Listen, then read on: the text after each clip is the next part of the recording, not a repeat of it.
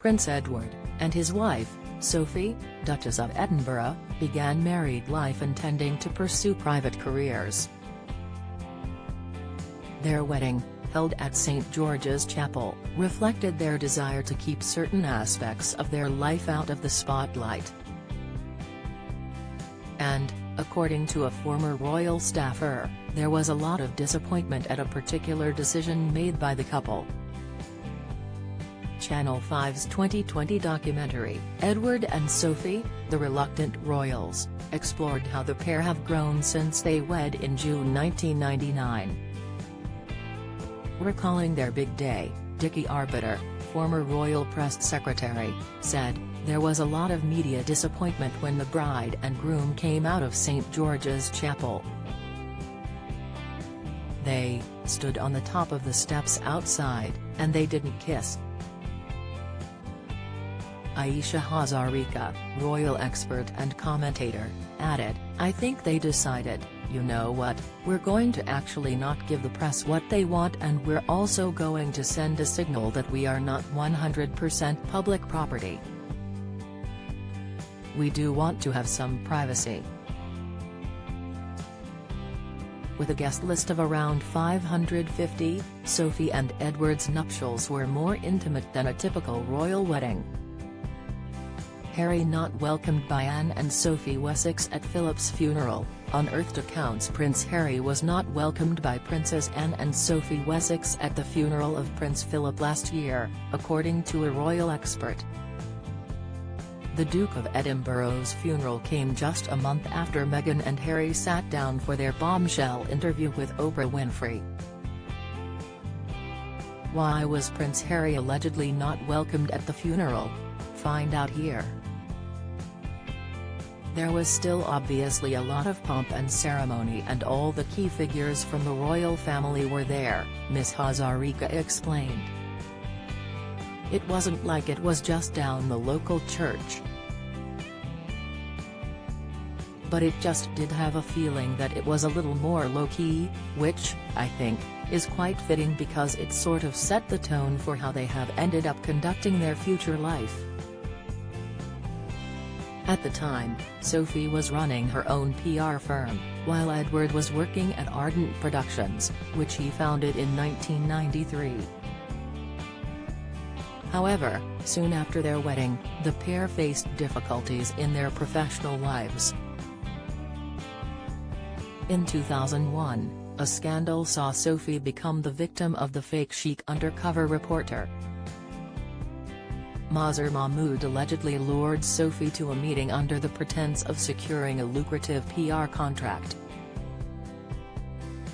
He was secretly recording their conversations, which heard Sophie criticizing then Prime Minister Tony Blair and his wife Cherie. But perhaps most damning, Sophie seemed to abuse her royal connection, saying, "When people find we're working for you, the chances are you'll get people interested. They'll say, oh, gosh, they've employed the Countess of Wessex's PR company." Once the scandal went public, the royal stepped down from her position at her firm, releasing a statement which read, "I am deeply distressed by the carrying out of an entrapment operation on me and my business, but I also much regret my own misjudgment in succumbing to that subterfuge. This has been a difficult time for me. I take very seriously the issues raised and, naturally, regret any embarrassment, above all to the Queen." Meanwhile, Edward was facing challenges at his production company. Despite releasing a well-received ITV documentary about his great-uncle Edward VIII, who famously abdicated the throne to marry American divorcee Wallis Simpson, Ardent Productions was largely seen as a joke within the industry, as the head of one of the company's more successful counterparts told The Guardian in 2002. Don't miss. Poll, should Prince Andrew be allowed to stay at Royal Lodge? Poll, Fergie leaves fans in turmoil over complex role as Andrew's ex. Insight, Kate and William's bid to reinvent image halted after disappointment. Latest, that same year, Edward left the company, and he and Sophie began life as full-time working royals. Now, the couple has established themselves as integral members of the royal family and were recently recognized as a formidable force by King Charles III, who made his youngest brother the new Duke of Edinburgh, bestowing upon him the esteemed title once held by their father Prince Philip. Despite a rocky introduction to royal life, the Duke and Duchess of Edinburgh have become two of the strongest faces within the royal family, according to one royal expert. Kinsey Schofield, founder and creator of LA-based site Today for Daily.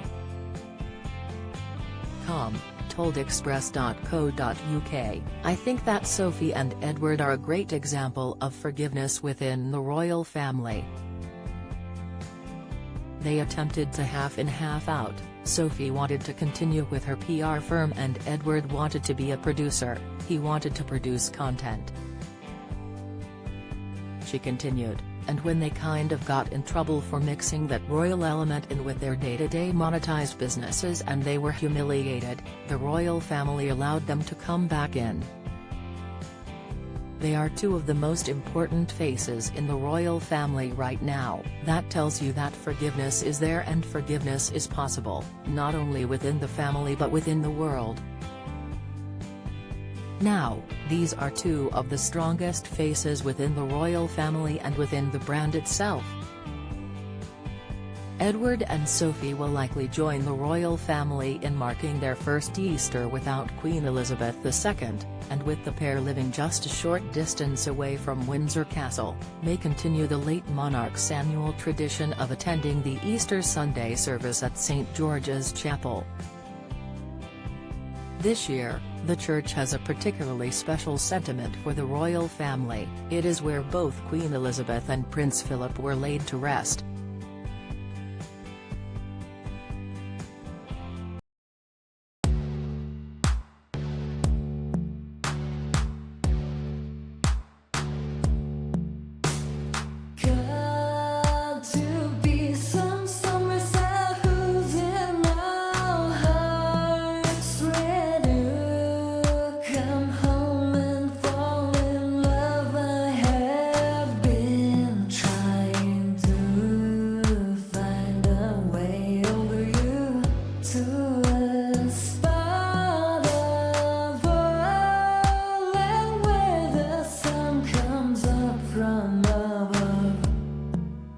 Now take